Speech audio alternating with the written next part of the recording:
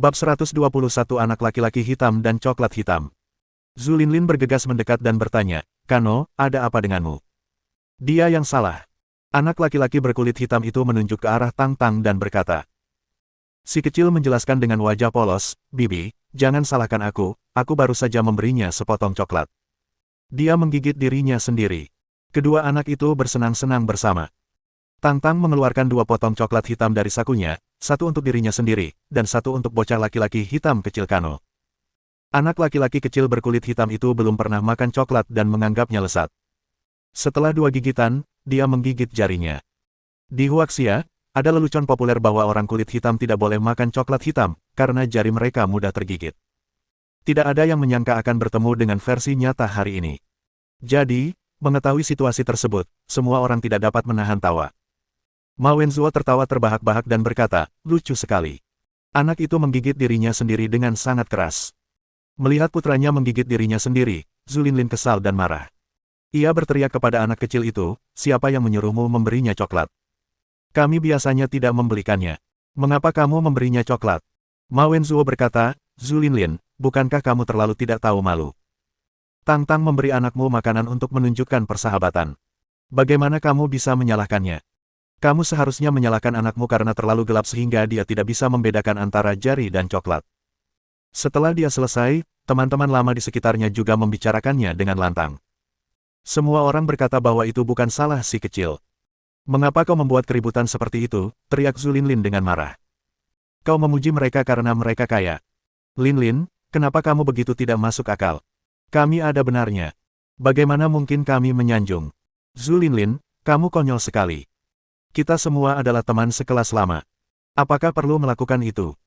Tepat ketika semua orang sedang berdebat dengan Zhu Linlin, bocah laki-laki hitam itu tampaknya merasakan suasana hati ibunya dan menjadi marah. Dia menerkam bocah laki-laki itu dengan ganas dan mencoba memukul wajahnya dengan kepala hitamnya. Terdengar teriakan dari semua orang di sekitar. Meskipun mereka semua anak-anak, wajah cantik Tang Tang akan terluka dan hidungnya bisa copot jika dia memukulnya. Kejadian itu terjadi secara tiba-tiba. Tidak ada orang dewasa di depan kedua anak itu sehingga tidak ada kesempatan untuk menghentikan mereka. Tepat saat semua orang berkeringat untuk anak itu, Tang Tang tiba-tiba melesat ke samping dan dengan luas menghindari tabrakan Kano. Namun setelah dia menghindar, Kano menyerang ke depan dengan sangat keras hingga dia tidak bisa berhenti. Akibatnya, dia menghantam sudut meja di sampingnya, dan darah mengalir dari dahinya. Wow! Anak laki-laki kecil berkulit hitam itu tidak memukul anak kecil itu, dan dia terluka lagi. Dia merasa sangat sedih hingga dia meratap dengan sedih. Kau menyakiti anakku lagi." Zhu Linlin melampiaskan semua amarahnya pada anak kecil itu. "Bukan salahku, dia ingin memukulku." Si kecil menjelaskan dengan penuh keluhan. Namun, ada cakar hitam besar yang mendekati kerah baju anak kecil itu. Kafu yang berdiri di dekatnya marah karena ia menyalahkan Tang Tang atas luka-luka yang dialami putranya. Meskipun anak kecil itu jauh lebih baik daripada teman-temannya dalam hal kebugaran fisik, ia tidak dapat dibandingkan dengan orang dewasa karena ia menghabiskan waktu yang terlalu singkat untuk berlatih sutra Suantian. Tangan besar Kafu hendak mencengkeram kerah baju Tang Tang. Kemudian tangan lainnya terulur dan pergelangan tangan Kafu dicengkeram. Tangan Qin Haodong jauh lebih kecil daripada tangan Kafu, dan lengannya tidak berotot seperti miliknya. Namun, dia dengan mudah meraih lengan besar Kafu yang tidak bisa bergerak sama sekali. "Huaxia sialan, kau cari masalah!" Kafu berteriak, dan tinjunya yang lain dengan cepat menghantam wajah Qin Haodong. Qin Haodong mengangkat tangannya dan menggenggam pergelangan tangan Kafu yang lain. Kafu ingin melepaskan diri, tetapi dia tidak dapat menjabat tangan Qin Haodong meskipun dengan sekuat tenaga, seolah-olah dia telah dijepit oleh penjepit besi. "Orang kulit hitam, aku akan membiarkanmu pergi kali ini demi reuni kelas. Jika kau berani melakukan sesuatu pada putriku lain kali, aku akan menghancurkan tulangmu." Qin Haodong mendorong dengan ringan, dan 100 kg Kafu terbang ke udara, menabrak beberapa kursi dan berguling di tanah sebelum berhenti di dinding. Orang-orang yang hadir ketakutan. Tidak disangka Qin Haodong yang terlihat tidak kuat, mampu mengalahkan Kafu yang kuat dengan mudah. Qin Haodong menggendong anak kecil itu di tangannya, Tang Tang berkata dengan wajah sedih. "Papa, ini bukan salahku. Aku hanya memberinya sepotong coklat. Aku tahu, itu bukan salahmu. Tang Tang adalah gadis yang baik." Qin Haodong menghiburnya. Ketika suaminya dipukuli dan ditiduri di tanah, Zhu Linlin hanya menggendong putranya. Dia berteriak dengan marah, "Qin Haodong, apa yang ingin kamu lakukan?" "Saya ingin bertanya, apa yang ingin Anda lakukan?"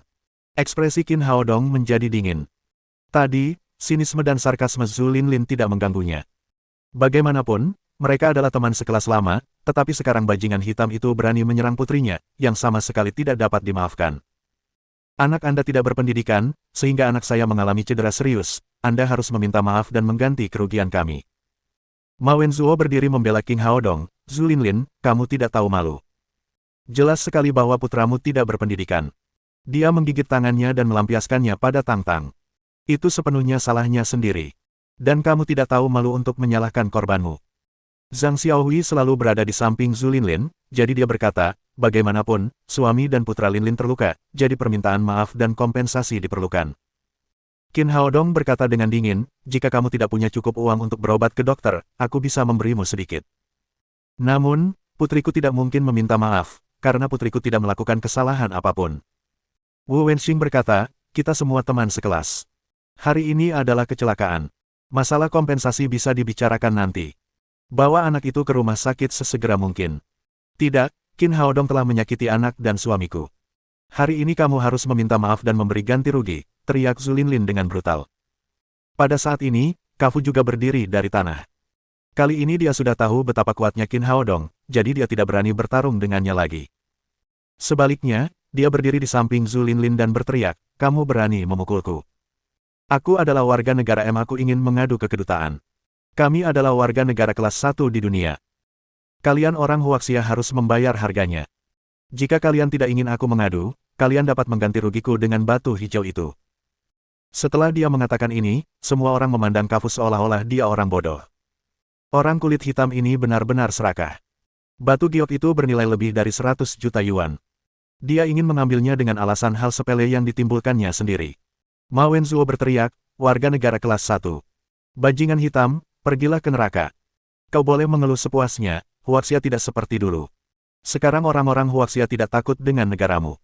Benar, kita tidak boleh diinjak-injak. Keluar dari sini. Kau tidak diterima di sini. Perkataan Kafu menyinggung semua orang dan mereka mengusirnya bersama-sama. Apa yang kamu lakukan? Suami dan anakku yang terluka. Kalau kamu melakukannya lagi, aku akan panggil polisi.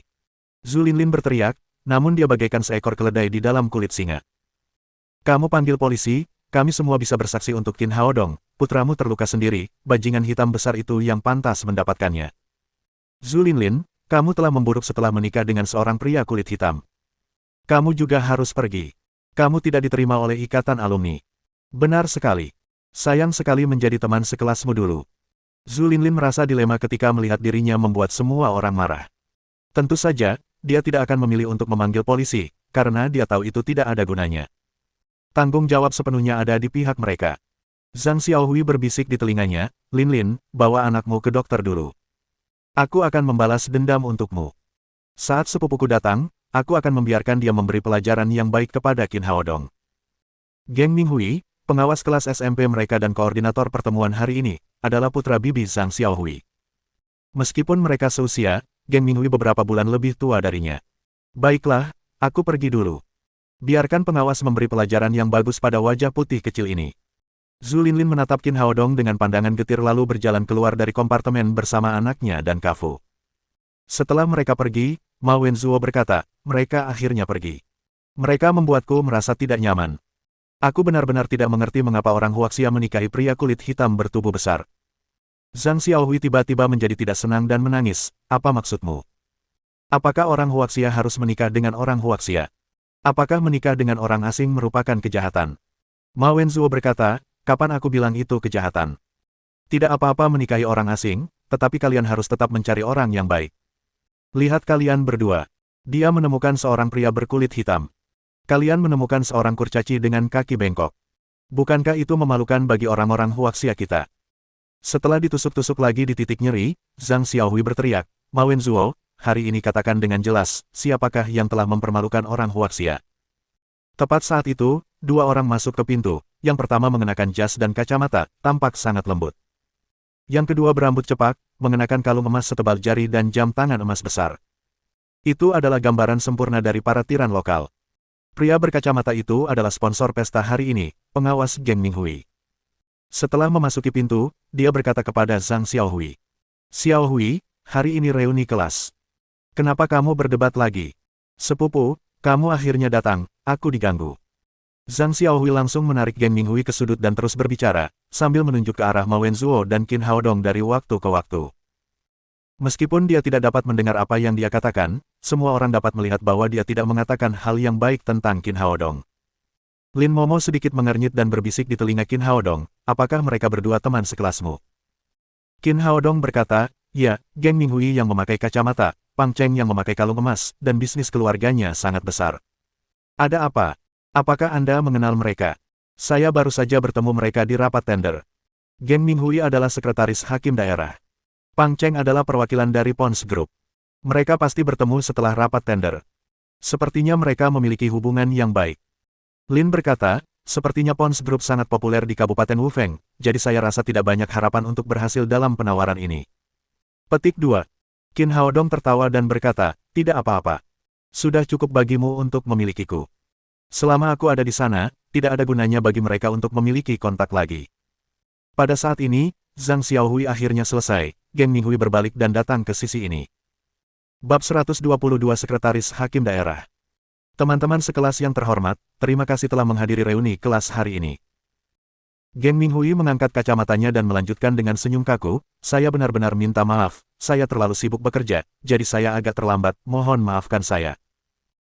Pada saat ini, Pang Cheng di sampingnya berkata, pemantau kita Minghui sekarang membuat kemajuan yang mantap dalam karir resminya, dia telah menjadi sekretaris Hakim Zhao setelah bekerja sebentar, dia adalah kepala daerah nomor 2 yang sebenarnya di Kabupaten Wufeng, benar-benar teladan di kelas kita. Mendengar Geng Minghui telah menjadi sekretaris Hakim daerah, teman-teman sekelas yang hadir bertepuk tangan satu demi satu, dan banyak dari mereka yang menunjukkan tatapan iri. Sungguh suatu keistimewaan bisa menjadi sekretaris hakim daerah di tempat sekecil daerah Wufeng, dan dia akan dihormati di mana-mana. Hanya Qin Haodong yang terus menggoda putrinya tanpa melihat ke arah Geng Minghui. Dia bahkan tidak peduli dengan Zhao Yang, sang hakim, apalagi sekretarisnya. Geng Minghui menatap Qin Haodong. Matanya menunjukkan ketidakpuasan, yang segera menghilang. Dia melambaikan tangannya ke arah teman sekelas yang bertepuk tangan dan berkata, jangan dengarkan omong kosong Pang Cheng. Ada banyak siswa yang lebih baik dariku, tetapi Hakim Zhao benar-benar menghargaiku dan mempercayakan semuanya kepadaku. Pemerintah daerah baru saja mengadakan pertemuan lelang tanah di sore hari, dan kemudian Hakim Zhao memerintahkan saya untuk memesan kamar pribadi di hotel ini untuk menghibur para VIP di malam hari, jadi saya datang agak terlambat. Petik 2. Geng Minghui sangat rendah hati dalam ucapannya, tetapi ekspresi bangga di wajahnya tidak dapat disembunyikan sama sekali.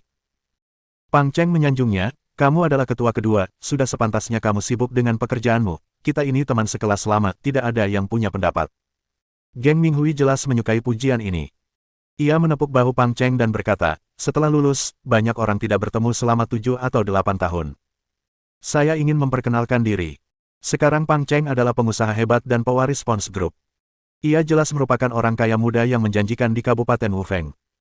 Pang Cheng adalah perwakilan Pons Group pada pertemuan lelang tanah yang baru saja diadakan di Kabupaten Wufeng. Dia adalah pesaing kuat untuk lelang ini, dia mewakili Kabupaten Wufeng untuk bersaing dengan Lins Group dalam lelang tanah ini. Teman-teman sekelas di ruangan itu mula-mula bertepuk tangan, dan kemudian mereka teringat bahwa Presiden Grup Lin duduk di sebelah Qin Haodong.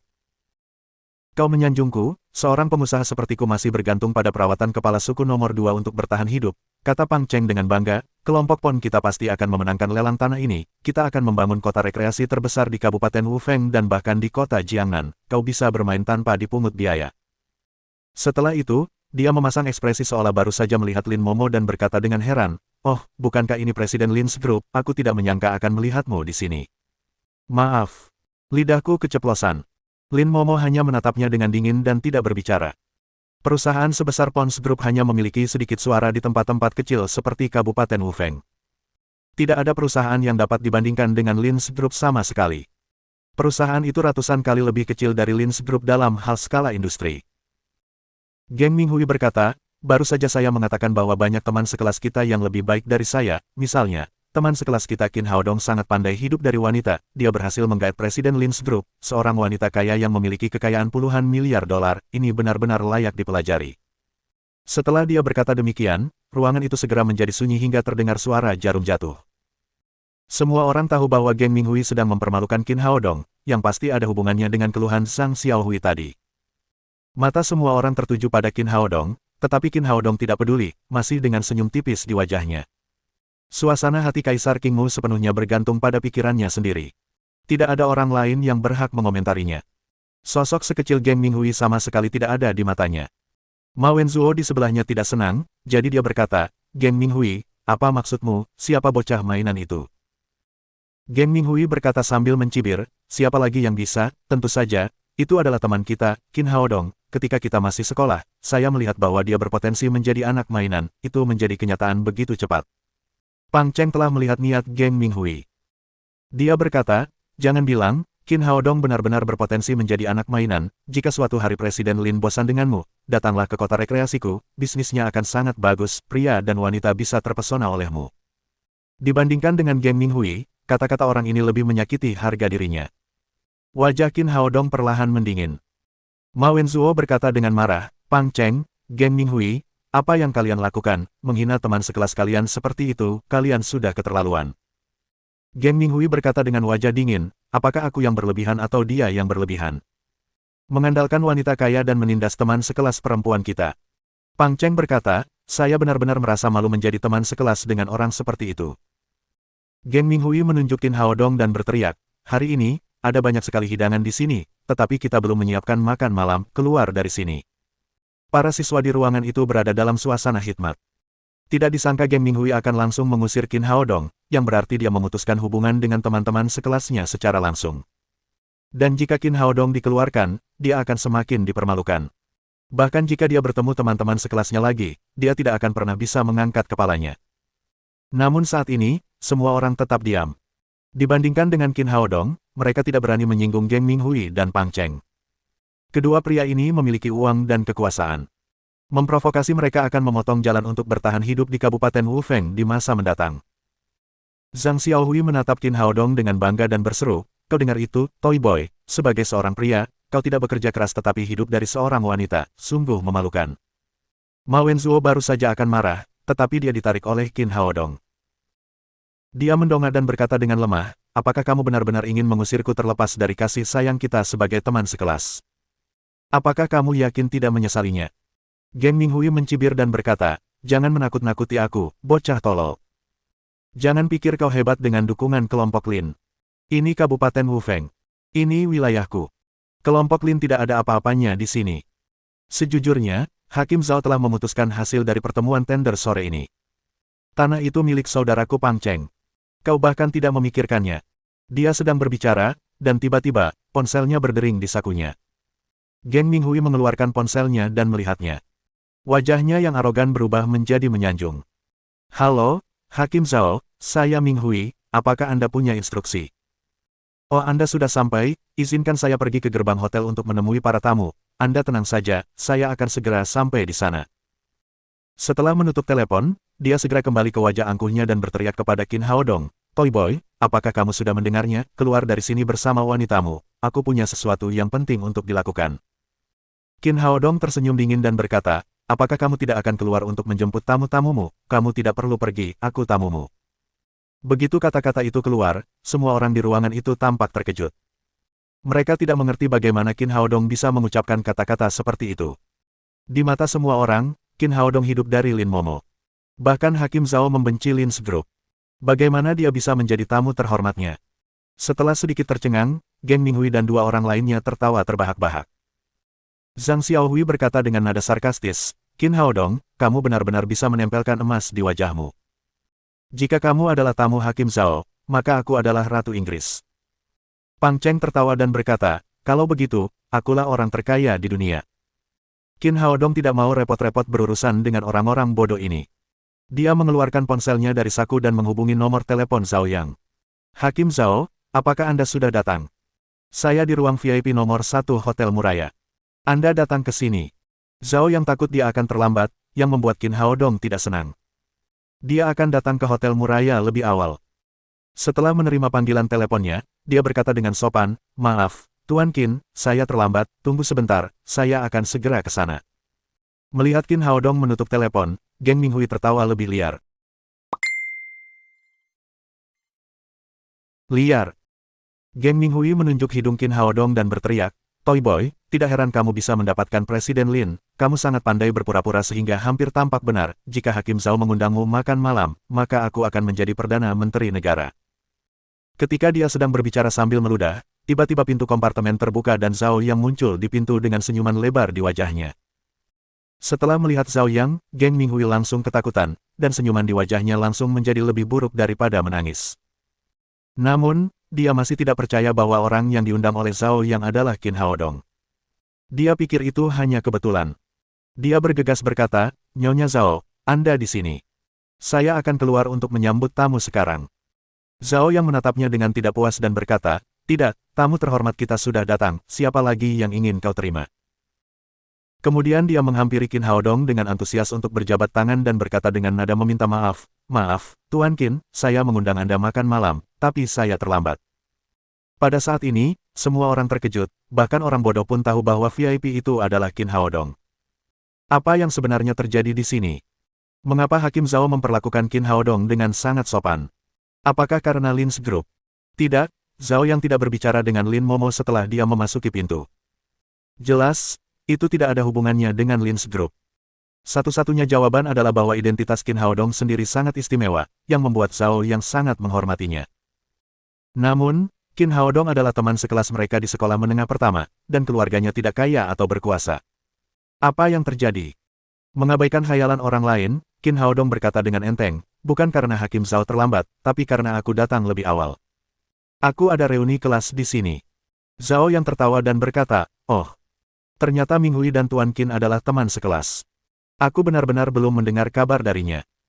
Qin Haodong berkata, "Ya, tapi tidak sekarang. Tadi dia dan Pang Cheng hendak mengusirku, mereka pikir, sungguh memalukan bisa sekelas dengan orang sepertiku." Geng Minghui baru saja tersadar saat ini. Ia menyesal telah menyinggung orang yang sangat dihormati Hakim Zhao demi Zhang Xiaohui dan Zhu Linlin. Ini sama sekali tidak sepadan. Namun siapa yang mengira bahwa Qin Haodong memiliki hubungan seperti itu dengan Hakim Zhao? Pang Cheng bingung. Alasan dia menentang Qin Haodong adalah untuk menyenangkan Geng Minghui, sekretaris hakim daerah. Tanpa diduga, dia menyinggung hakim daerah, kerugiannya lebih besar daripada keuntungannya. Melihat wajah Zhao yang tenggelam, dia segera menjelaskan, "Hakim Zhao, sebenarnya ini salah paham, aku sudah lama tidak bertemu Haodong, aku hanya mengolok-oloknya, sungguh." Bab 123 Pembalikan yang menakjubkan. Tentu saja, Qin Haodong tidak akan membiarkan Geng Minghui pergi begitu saja. Dia berkata, "Ketua, apakah ini lelucon? Bukankah Anda baru saja mengatakan bahwa Hakim Zhao telah memutuskan untuk menyerahkan tanah itu kepada grup PON?" Kaki Geng Minghui lemas, dan dia hampir jatuh ke tanah. Dahinya berkeringat. Meskipun semua orang suka memanggil sekretaris kepala hakim daerah nomor 2 secara pribadi, tidak ada yang berani mengatakannya di depan hakim. Terlebih lagi, Zhao yang sama sekali tidak memutuskan untuk menyerahkan tanah itu kepada grup PON, tetapi hanya mungkin. Sebagai seorang sekretaris, ia telah melanggar tabu dengan membocorkan keputusan hakim daerah tanpa izin. Terlebih lagi, ini bukanlah keputusan akhir Zhao Yang, tetapi ia memalsukannya secara pribadi. Wajah Zhao yang muram seperti air yang menetes. Melihat Geng Minghui, dia berkata dengan tajam, "Kau mengatakan itu." Aku. Zhao yang ingin menyangkalnya, tetapi dia tidak bisa. Setelah bergumam beberapa kali, dia tidak mengucapkan sepatah kata pun. Qin Haodong berkata, "Hakim Zhao, bukan hanya kepala nomor 2 yang banyak bicara, pewaris grup PON baru saja mengatakan bahwa jika Anda mengundang saya makan malam, maka dia akan menjadi orang terkaya di dunia." Pang Cheng hampir berteriak. Dia hanya ingin mempermalukan teman sekelasnya yang tidak memiliki latar belakang, untuk menjilat sekretaris hakim daerah.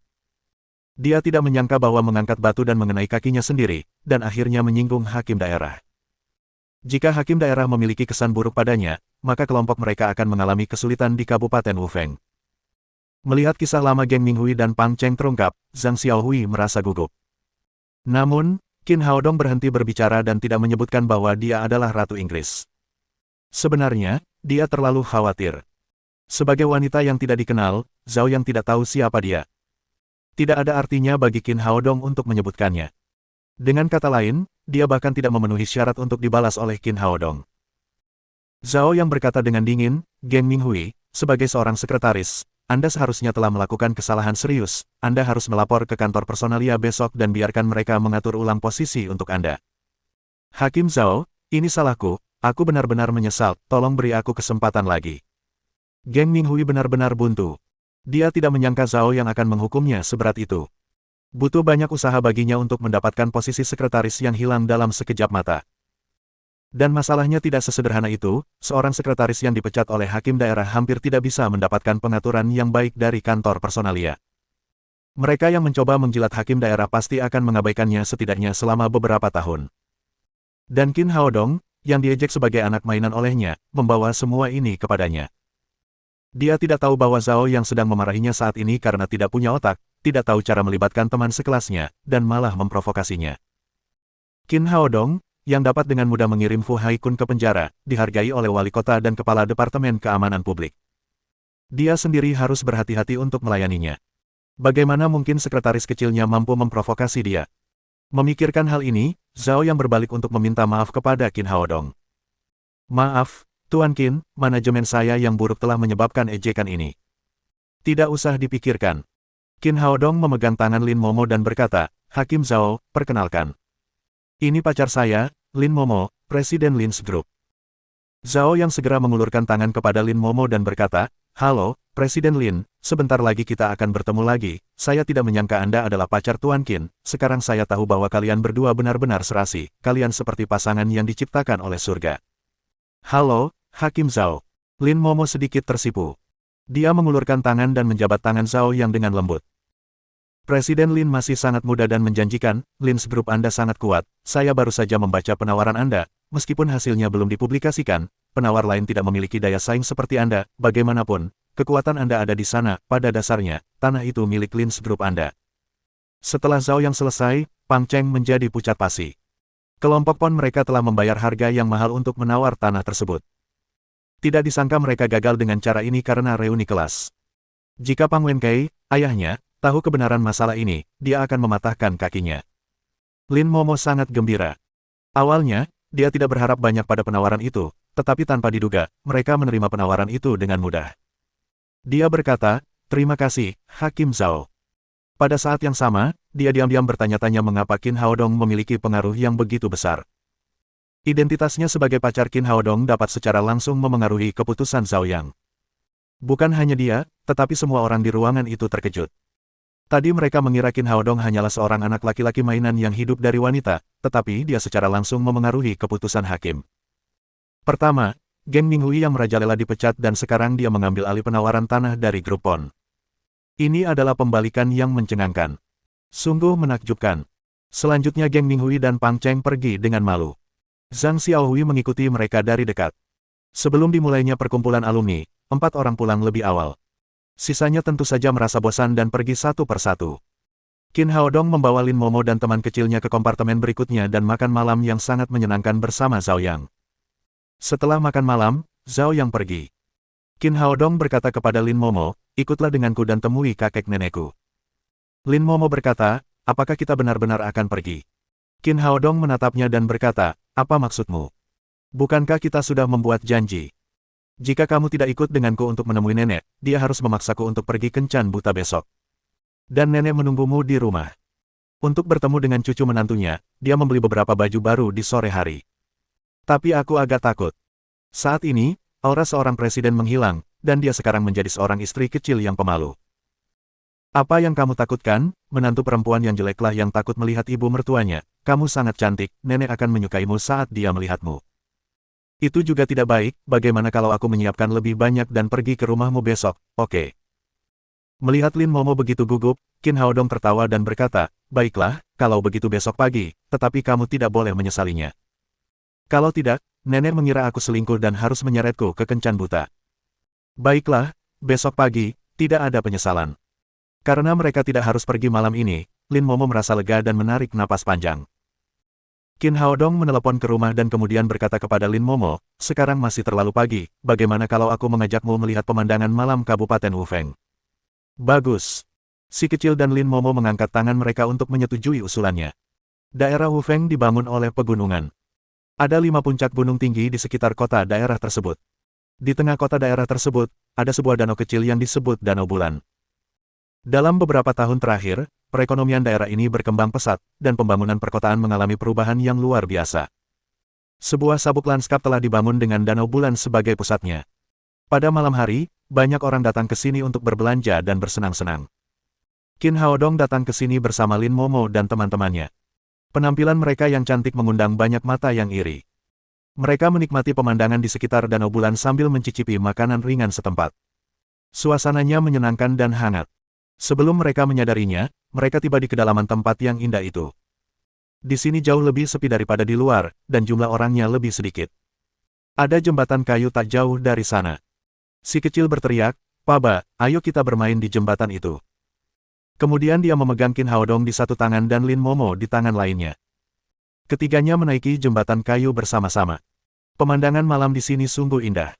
Lin Momo bersandar di pagar jembatan kayu dan memandangi pemandangan di kejauhan. Qin Haodong berkata, "Mari kita berfoto keluarga bertiga." Mendengar dia mengatakan foto keluarga, Lin Momo tersipu, tetapi dia tidak mengatakan apapun yang menentangnya. "Bagus, foto bareng papa dan mama," seru si kecil senang lalu berhamburan ke pelukan ayahnya. Melihat Qin Haodong mengeluarkan ponsel jadulnya, Lin Momo pun membuka tasnya, mengeluarkan ponsel Huaxia Dami terbaru, lalu mengirimkannya kepadanya sambil berkata, "Gunakan ini, ponselmu pikselnya terlalu rendah, gambar yang diambil tidak akan bagus." "Kamu membelikannya khusus untukku?" tanya Qin Haodong. "Ya." Lin Momo mengangguk. "Terima kasih." Qin Haodong tiba-tiba mencium pipi Lin Momo. "Kamu, Tantang masih di sana." Lin Momo menatap Qin Haodong dengan menawan, dan pipinya memerah lagi. Semenjak Qin Haodong hadir dalam hidupnya, dia makin lama makin berubah, wajah dinginnya yang tadinya tak bisa didekati makin mudah memerah. "Ya, aku masih di sini, aku ingin papa menciumku juga." Si kecil menangis sambil memegang leher Qin Haodong. "Baiklah, papa juga akan mencium Tantang," kata Qin Haodong sambil mencium pipi anak itu dan membuatnya tertawa kecil. Melihat ayah dan anak perempuan yang tersenyum di depan matanya, perasaan yang tidak pernah ada muncul dari hati Lin Momo. Itu adalah kehangatan keluarga yang unik, yang sangat dia nikmati. Qin Haodong mengambil ponselnya, dan pipi mereka bertiga saling menempel erat. Tak lama kemudian, gambar yang sangat hangat ditampilkan di layar ponsel baru itu. Setelah melihat gambar itu, si kecil merasa itu belum cukup. Ia menangis lagi, satu lagi, "Papa, Mama, kalian berdua cium aku bersama-sama." Sesuai permintaan putri mereka, Lin Momo dan Qin Haodong mencium kedua sisi pipinya, lalu mengangkat ponsel mereka dan mengambil gambar lagi. Tiba-tiba terdengar suara dingin berkata, "Kalian bertiga sangat bahagia, aku yakin kalian tidak akan kesepian di neraka." Lin Momo terkejut. Ketika menoleh ke belakang, dia melihat 7 atau 8 orang kulit hitam tinggi di kedua sisi jembatan kayu, dipimpin oleh suami Zulinlin, Kafu. Kulit gelap mereka menyatu dengan kegelapan, yang membuat gigi dan bilah baja di tangan mereka sangat menyilaukan. Qin Haodong mengerutkan kening. Dia sangat tidak puas dengan suasana hangat yang terganggu. Dia berkata kepada Kafu dengan dingin, "Apakah kamu tahu bahwa kamu menyebalkan? Wah, kau sudah sekarat, dan kau masih berbicara seperti itu padaku."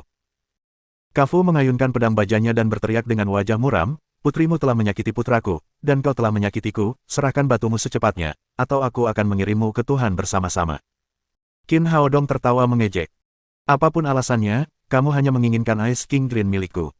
Berhentilah bicara omong kosong dan berikan aku batu itu, atau aku akan segera menebasmu." Kafu benar-benar terpikat dengan zamrud di tangan Qin Haodong. Aset bisnisnya di Huaxia hanya lebih dari 10 juta yuan, dan akhir-akhir ini keadaannya sangat buruk, terus-menerus merugi dan bangkrut. Karena itu, dia mulai menghitung untuk mendapatkan batu giok senilai 100 juta yuan segera setelah dia meninggalkan hotel, sehingga dia bisa berhenti bekerja dan menjalani kehidupan yang nyaman.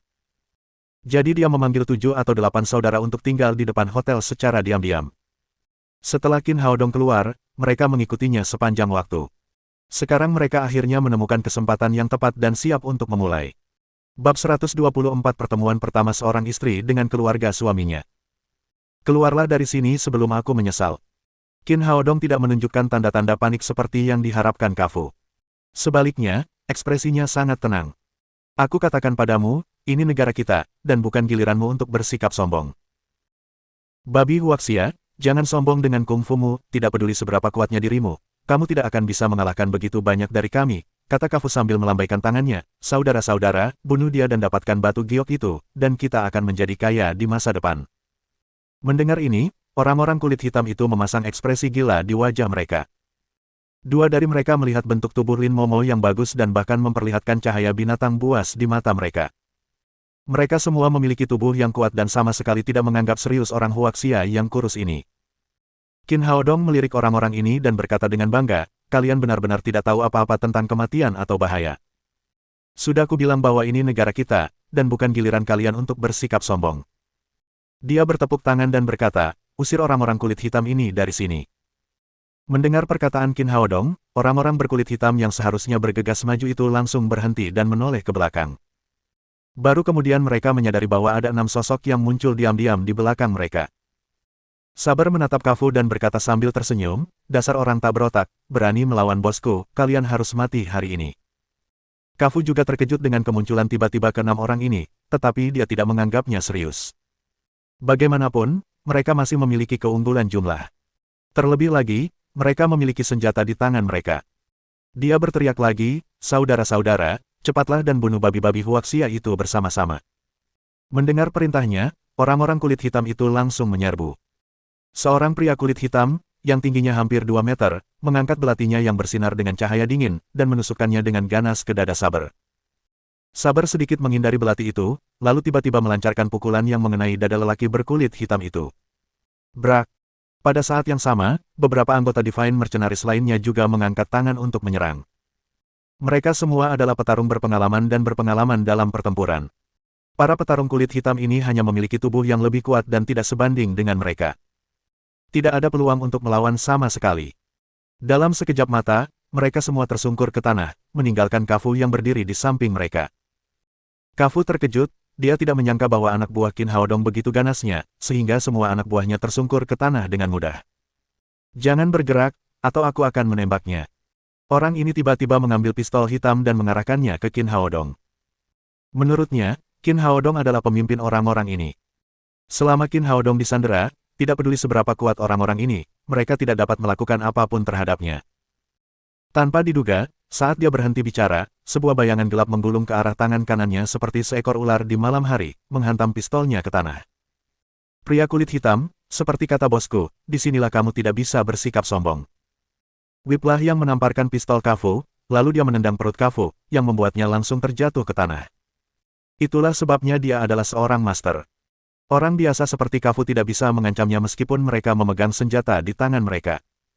Saber berkata, bos, bagaimana dengan orang-orang ini, bisakah kita bunuh saja mereka? Orang-orang kulit hitam itu benar-benar tidak tahu apa-apa tentang kematian atau bahaya. Beraninya mereka datang ke negara kita untuk mengancam bosku. Memikirkan hal ini, Saber tanpa sengaja menunjukkan ekspresi membunuh. Selama bertahun-tahun, Saber telah membunuh banyak orang di dunia tentara bayaran. Sikap membunuh di tubuhnya sama kuatnya dengan substansi. Kafu begitu ketakutan hingga hampir mengompol, dan berteriak, jangan lakukan itu, tolong lepaskan aku tidak menginginkan Zamrud itu lagi. Saat itu, dia sangat menyesal. Pemuda ini begitu kejam. Dia bahkan berani merampok pemuda ini. Bukankah dia minta mati? Lin Momo dengan gugup meraih lengan Qin Haodong dan berkata, Haodong, jangan bunuh dia, bagaimanapun, ini adalah Huaxia, membunuh orang akan sangat merepotkan. Meskipun tempatnya relatif terpencil, pada saat ini, pergerakan di sini telah menarik perhatian wisatawan lain.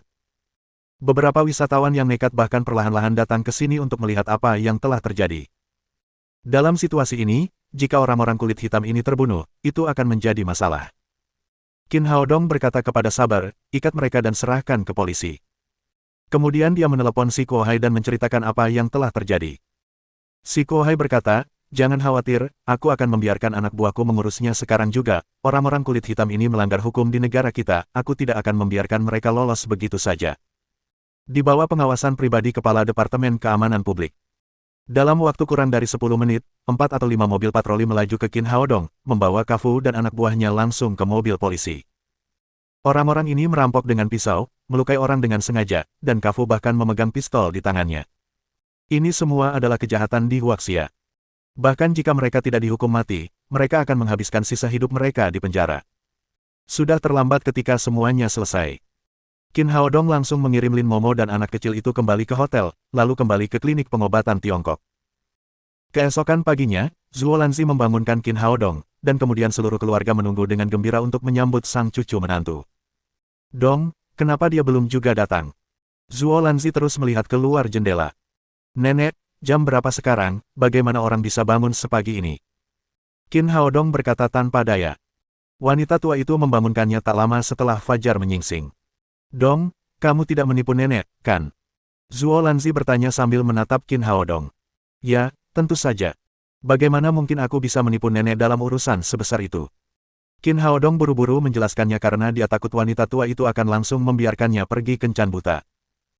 Li Sulan berkata, Dong, kalau kamu punya foto gadis itu, mari kita lihat dulu, baru semua orang bisa melakukan persiapan psikologis. Saya punya satu, baru diambil kemarin. Kemudian Qin Haodong mengeluarkan ponselnya dan menunjukkan foto yang diambil tadi malam kepada keluarganya.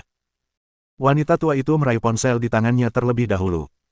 Setelah melihat Lin Momo yang cantik, dia terkejut pada awalnya, lalu bertanya dengan ragu, Dong, apakah kamu yakin tidak mengambil gambar bintang untuk menipu nenek? Qin Haodong tertawa dan berkata, Nenek, mengapa nenek tidak selalu percaya padaku? Dia bukan bintang, bagaimana mungkin seorang bintang bisa secantik cucu menantumu? Zuo Lanzi tertawa gembira lagi, kerutan di wajahnya semakin dalam. Hebat, gadis ini sangat cantik, lihat pantatnya yang besar, dia pasti bisa punya anak laki-laki di masa depan. Qin Haodong merasa canggung. Mengapa wanita tua itu menghargai kecantikan orang lain? Orang-orang biasanya melihat wajah terlebih dahulu, sementara dia melihat bokong terlebih dahulu. Tiba-tiba, wanita tua itu membalik halaman berikutnya dan melihat foto keluarga Qin Haodong yang terdiri dari 3 orang. Dia bertanya dengan gembira, oh, gadis kecil ini sangat cantik, siapa dia? Kemudian wanita tua itu mulai menerimanya. Senyum di wajahnya menghilang. Dia menatap Qin Haodong dan berkata, Dong, siapa anak ini? Apakah kamu menemukan seorang istri yang sudah bercerai? Qin Haodong sudah memikirkan penjelasannya untuk si kecil. Dia berkata, Nenek, ini putriku Tang Tang, cicitmu. Tunggu, tunggu. Zuo Lanzi menopang dahinya dan berkata, jangan membodohiku karena aku sudah tua, anak ini pasti berusia 3 atau 4 tahun, bagaimana mungkin dia putrimu? Nenek. Qin Haodong bercerita tentang pertemuannya dengan Lin Momo dari awal hingga akhir, namun waktu berganti ke kehidupan universitas pertamanya, dan karakternya pun berubah dari kehidupan sebelumnya ke kehidupan sekarang. Zuo Lanzi dan Li Sulan sama-sama tercengang. Wang Rubing berkata, saudaraku, jika apa yang kamu katakan itu benar, mengapa kamu tidak memberitahu kami sebelumnya? Sebelumnya aku tidak tahu, kupikir kita tidak akan pernah bertemu lagi setelah malam itu, aku tidak menyangka kita akan memiliki putri sebesar ini ketika kita bertemu tiba-tiba beberapa hari yang lalu. Qin Haodong berkata, Nenek, Bibi, kalian tahu apa yang sedang terjadi, jangan bahas itu nanti, dia pemalu dan akan merasa malu. Baiklah, senang sekali memiliki cucu menantu dan juga cicit perempuan.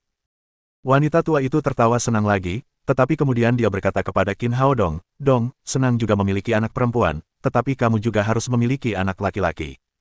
Saya mengerti, Nenek. Qin Haodong berjanji dengan santai. Pada saat ini, suara mesin mobil terdengar dari pintu, dan 3 mobil mewah berhenti di depan klinik pengobatan Tiongkok. Nenek, menantu perempuanmu ada di sini, kata Qin Haodong. Meskipun Li Sulan tidak tahu banyak tentang mobil itu, tetapi melihat Rolls-Royce yang panjang di depannya, dia juga tahu itu pasti mahal. Dia terkejut dan berkata kepada Qin Haodong, Dong, apa yang dia lakukan? Baru saat itulah semua orang menyadari bahwa mereka tidak tahu pekerjaan tentang pacar Qin Haodong karena mereka banyak mengobrol. Zuo Lanzi kemudian bertanya, ya, Dong, kamu belum memberitahu kami siapa nama gadis itu.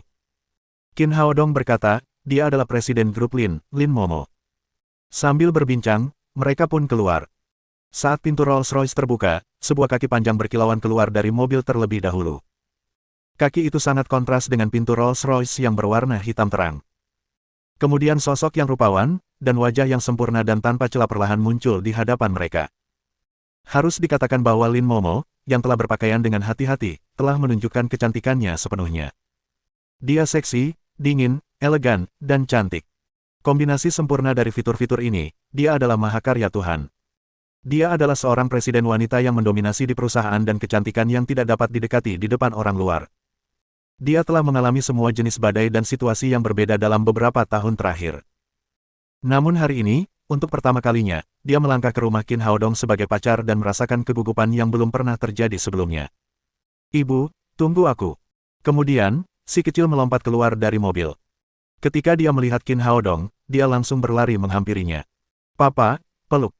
Qin Haodong menggendong si kecil dalam pelukannya, lalu mendekat dan memegang tangan Lin Momo, lalu memperkenalkannya kepada keluarganya satu persatu. Gadis itu baik sekali, dia sangat cantik. Sambil memegang tangan Lin Momo, Zuo Lanzi terus memujinya, dan kakek Li Changqing juga mengangguk. Dapat dilihat bahwa mereka sangat puas dengan cucu menantu mereka. Li Sulan mengambil anak kecil itu dari pelukan Qin Haodong. Tang Tang benar-benar cantik dan imut. Halo, Bibi, sapa anak kecil itu dengan nada seperti anak kecil. Tang Tang tidak bisa memanggilnya Bibi, tapi nenek. Qin Haodong segera mengoreksi kesalahan anak kecil itu. Kenapa, apakah dia bibiku? Guru mengatakan bahwa bibi itu lebih muda dari nenek, kata Tang Tang dengan sungguh-sungguh. Ketika si kecil berkata demikian, semua orang tertawa terbahak-bahak. Meskipun Zuo Lanzi sudah berusia hampir 50 tahun, ia tetap terawat dengan baik. Ia tampak seperti wanita muda berusia 30-an. Tidak heran si kecil tidak tahu usianya. Jangan ngobrol lagi di sini, ayo kita duduk di ruangan ini. Zuo Lanzi memegang tangan Lin Momo, sementara Li Sulan menggendong si kecil. Keluarga itu berjalan ke kamar dengan gembira. Saat itu, seseorang tiba-tiba memanggil di gerbang halaman, Qin Haodong, bisakah kamu keluar sebentar? Ketika menoleh ke belakang, Qin Haodong mendapati bahwa yang berdiri di pintu adalah teman sekelasnya semasa SMP, Zhu Linlin. Bab 125 jalan itu dipilih olehmu. Sekarang Zhu Linlin tampak sangat kuyuh, rambutnya acak-acakan, dan matanya penuh lingkaran hitam. Wajahnya sedih dan putus asa. Dia tidak memiliki kesombongan seperti yang ditunjukkannya kemarin. Qin Haodong mengerutkan kening. Lin Momo datang ke keluarganya untuk pertama kalinya. Seluruh keluarga senang. Saat itu, tentu saja, mereka tidak ingin melihat Zhu Linlin yang mengecewakan. Namun, dia telah datang, dan semuanya harus diselesaikan. Dia hanya bisa membiarkan Lin Momo dan Zuo Lanzi memasuki ruangan dan beristirahat. Kemudian dia berbalik ke gerbang halaman. Dia menarik Zhu Linlin ke sudut di samping mereka dan bertanya, apa yang kalian ingin aku lakukan? Haodong, kumohon lepaskan Kafu. Qin Haodong, aku tahu aku salah, tapi kumohon angkat tanganmu tinggi-tinggi sebagai tanda belas kasihan dan ampuni Kafu, kata Zhu Linlin sambil berlutut di tanah dengan tubuh terkulai. Meskipun dia tampak menyedihkan, Qin Haodong tidak tergerak. Dia berkata dengan suara dingin, aku tidak punya waktu untuk disia-siakan denganmu. Aku hanya bisa memberimu 5 menit, tidak lebih dari 1 menit, jadi aku sarankan kamu untuk berdiri dan berbicara dengan cara yang normal. Zhu Linlin ingin menenangkan Qin Haodong. Melihat Qin Haodong tidak tergerak, dia segera berdiri, menyeka air matanya, dan berkata, Qin Haodong, demi teman sekelas selama bertahun-tahun, tolong bantu aku kali ini, sekali saja, lepaskan Kafu. Apakah menurutmu aku pemilik Biro Keamanan Publik? Aku bisa begitu saja melepaskannya. Zhu Linlin berkata, aku tahu kau punya kekuatan besar, bahkan hakim daerah adalah temanmu, selama kau bersedia membantu, kau bisa membebaskan Kafu. Qin Haodong menyeringai dingin dan berkata, jangan bicara tentang apakah aku punya kemampuan itu, bahkan jika aku punya, aku tidak akan melakukannya, mengapa pria kulit hitam itu ditangkap, kau tidak tahu itu, dia akan merampok zamrudku dan membunuh 3 anggota keluarga kita, aku sangat baik karena tidak membunuhnya di tempat, kau biarkan aku menyelamatkannya, apa kau bodoh? Haodong, aku tahu ini salahnya kali ini, tapi dia hanya kebingungan sementara, tolong biarkan dia pergi kali ini. Zhu Linlin memohon lagi. Kebingungan sementara, konyol sekali, dia bisa merampok orang lain dan membunuh orang lain dengan senjata hanya karena dia kebingungan sementara. Di negara kita, tidak peduli dia berkulit hitam atau putih, tidak peduli dia berasal dari negara M atau Jepang, dia harus membayar harga atas kejahatan yang dilakukannya di sini, tidak ada yang bisa menjadi pengecualian. Saya tahu semua ini, tetapi saya benar-benar tidak mampu. Zhu Linlin menangis lagi dan berkata sambil menangis, kemarin saya membawa Chano ke rumah sakit untuk mengobati lukanya, saya pikir itu hanya luka kecil yang dapat dengan mudah disembuhkan, tanpa diduga, dokter memberitahu saya bahwa Chano memiliki HIV di tubuhnya setelah tes darah. Sekarang Chano ada di rumah sakit, keluargaku sendirian. Aku benar-benar tidak bisa menghidupinya jika Kafu tidak keluar. Qin Haodong awalnya tercengang, dan hasilnya agak tidak terduga. Kemudian dia mencibir dan berkata, apa yang bisa kamu lakukan setelah mengeluarkannya? Bagaimana anak itu bisa terkena penyakit itu? Apakah kamu masih tidak mengerti saat ini? Kafu hanya dapat menyakiti lebih banyak orang ketika dia keluar. Jadi saya sarankan kamu untuk melakukan tes darah sekarang. Apa, maksudmu aku juga bisa terkena penyakit itu? Zhu Linlin berkata dengan mata terbuka lebar. Qin Haodong menghela napas. Zhu Linlin benar-benar tidak memiliki pengetahuan medis sama sekali. Dia berkata, maksudku bukan kamu mungkin terkena penyakit itu, maksudku kamu pasti terkena penyakit itu. Tidak mungkin, sama sekali tidak mungkin. Zhu Linlin berkata dengan wajah ketakutan, meskipun aku biasanya berdandan sedikit cantik, aku hanya punya Kafu, dan tidak pernah bergonta-ganti pasangan, bagaimana mungkin aku bisa terkena penyakit kotor ini?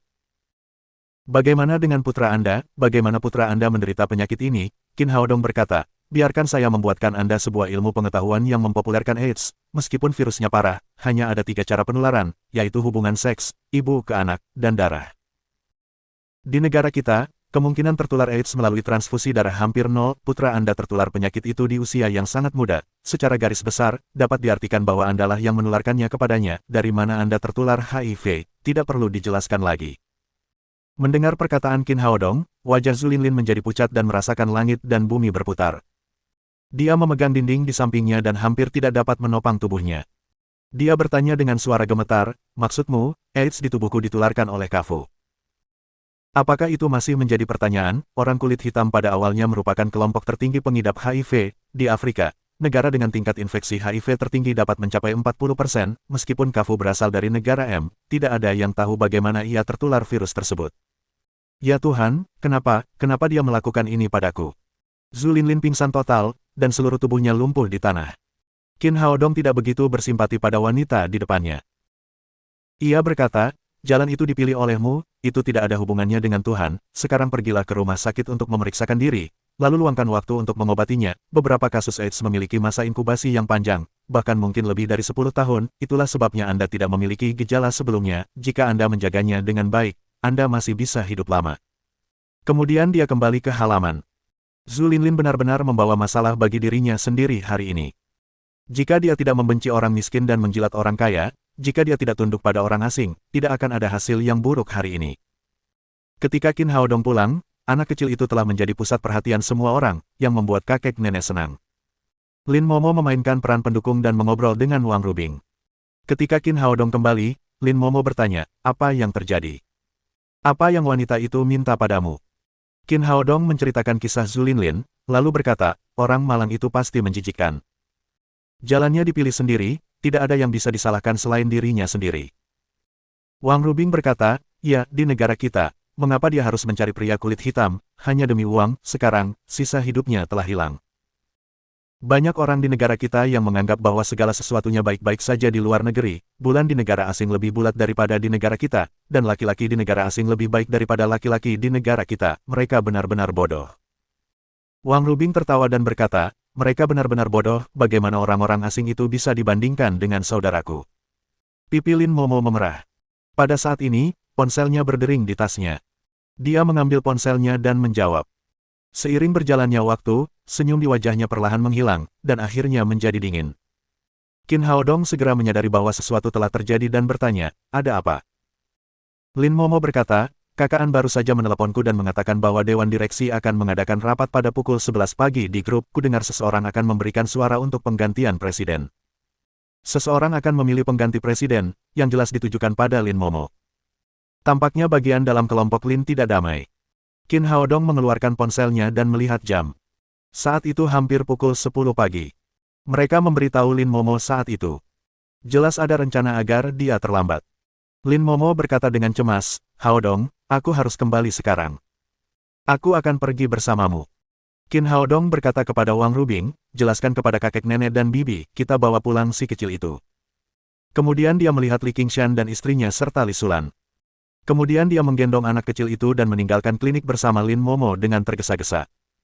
Mereka naik mobil dan kembali ke kota Jiangnan dengan cepat. Setelah naik mobil, Qin Haodong bertanya, apakah kamu tahu siapa yang membidikmu? Siapa lagi kalau bukan paman keduaku yang baik hati, kata Lin Momo. Kemudian dia memberikan pengantar singkat kepada Qin Haodong tentang situasi utama Lin's Group. Sebagai pengendali Lin's Group, keluarga Lin memegang 50% ekuitas grup. Di antara mereka, Lin Xiaotian, kepala keluarga Lin, memegang 30%, Lin Ziyuan memegang 10%, dan 10% sisanya berada di tangan saudara laki-laki Lin Ziyuan, Lin Zigao. Lin Zigao memiliki seorang putra, Lin Pingchao, yang hanya 1 tahun lebih muda dari Lin Momo. Awalnya, Lin Zigao sangat tidak puas dengan kenyataan bahwa ia menyerahkan jabatan presiden kepada Lin Ziyuan. Dalam beberapa tahun terakhir, Lin Ziyuan pensiun dari jabatan presiden. Lin Xiaotian menunjuk Lin Momo sebagai penerus presiden, bukan Lin Pingchao, yang membuat Lin Zigao menjadi semakin tidak puas. Namun, keputusan orang tua itu tidak dapat diubah. Dia hanya dapat membuat beberapa masalah yang tidak perlu di Dewan Direksi untuk Lin Momo. Pemilihan pengganti presiden, kali ini, pasti juga merupakan rencananya. Qin Haodong berkata, kakekmu benar-benar orang yang menarik, mengapa dia memihak keluargamu? Lin Momo berkata, itu bukan preferensi, tetapi adil, paman kedua saya sangat ambisius tetapi tidak kompeten, selain makan, minum, dan bermain, dia sama sekali tidak tahu cara menjalankan perusahaan, jadi wajar saja jika jabatan presiden diwariskan kepada ayah saya. Bagaimana dengan Lin Pingchao, bukankah semua orang tua menyayangi cucu laki-laki mereka, umumnya, cucu perempuan dianggap sebagai orang luar, bagaimana kakekmu bisa mewariskannya kepadamu? Lin Momo berkata, kakek juga mengatakan kepadaku bahwa meskipun Lin Pingchao memiliki kemampuan, dia licik, dia tampak sedikit pintar dalam jangka pendek, tetapi dalam jangka panjang, dia sama sekali tidak cocok untuk pengembangan Lin Group, jadi dia menyerahkan jabatan presiden kepadaku. Qin Haodong tertawa dan berkata, kakekmu sangat baik, dia memiliki visi yang sama denganku. Dalam situasi seperti ini, kau masih saja mempermainkanku. Wajah lembut Lin Momo menunjukkan ekspresi khawatir, dan dia berkata, dulu, meskipun paman keduaku sering membuat masalah untukku, masalah itu hanya masalah kecil, ini adalah pertama kalinya dia secara langsung mengusulkan pemilihan presiden, kurasa dia pasti telah menangani sesuatu yang dapat mengancam posisiku sebagai presiden. Qin Haodong memegang tangannya dan berkata, jangan khawatir, konon katanya di balik wanita sukses ada pria yang mendampingi, selama aku mendukungmu, tidak ada yang bisa menyusahkanmu. Omong kosong, orang bilang pria sukses punya wanita di belakangnya. Tidak masalah siapa yang di depan dan siapa yang di belakang, bisik Qin Haodong, jangan sebutkan bagian depan dan belakang, aku tidak peduli apakah kamu memilih bagian atas atau bawah. Aku sangat khawatir, sementara kamu masih saja bicara omong kosong. Lin Momo melirik Qin Haodong dengan pandangan tak berdaya, tetapi ekspresinya tampak sangat rileks. Apa yang kau khawatirkan? Aku akan membantumu dengan hal sepele ini, aku akan pergi bersamamu ke pertemuan nanti, aku akan menghajarnya langsung, tidak peduli siapa yang berani mengganggumu. Meskipun Qin Haodong memiliki ekspresi yang lucu, dan Lin Momo tidak dapat melihat keseriusan di wajahnya, dengan ditemani olehnya, Lin Momo tiba-tiba merasa aman. Tampaknya selama Qin Haodong ada di sana, semuanya tidak menjadi masalah. Dikendarai oleh tentara bayaran ilahi, armada Lin Momo sangat cepat dan tiba di lantai bawah gedung grup Lin tepat waktu pukul 1 siang. Setelah turun, dia dan Qin Haodong bergegas ke lift khusus dan langsung menuju ruang rapat khusus Dewan Direksi. Sebelum memasuki ruangan, mereka mendengar seseorang berteriak di ruang konferensi, di bawah kepemimpinan Lin Momo, grup Lin saat ini berada dalam situasi yang sangat penting. Jika kita tidak segera mengganti presiden, grup Lin kita akan tamat. Saya sarankan kita memilih pengganti presiden hari ini. Lin Momo harus melepaskan jabatannya. Petik 2.